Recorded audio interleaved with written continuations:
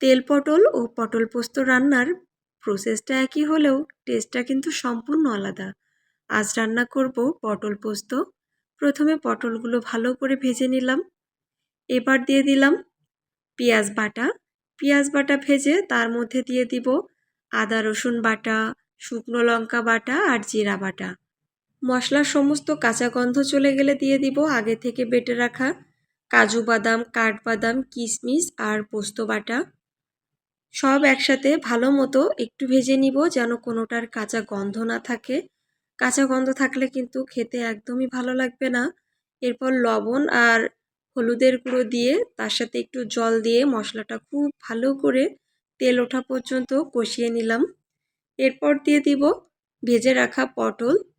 মশলার সাথে পটলটা খুব ভালো করে কষাবো যেন সমস্ত মশলা পটলের মধ্যে ঢুকে যায়। এবার দিয়ে দিব নারকেলের দুধ।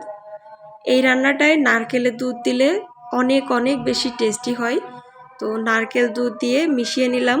এই রান্নাটায় ঝোলের পরিমাণ খুবই কম দিতে হয়, যেহেতু পটলগুলো আগে থেকে তেলে ভেজে নেওয়া হয়েছে, সাথে মশলার সাথে অনেক সময় ধরে কষানো হয়েছে। তো পটলগুলো আগে থেকেই সেদ্ধ হয়ে গিয়েছিল। শেষে একটু গরম মশলা গুঁড়ো দিয়ে নামিয়ে নিব। এই তো একদম রেডি পটল পোস্ত। গরম ভাতের সাথে দারুণ লাগে।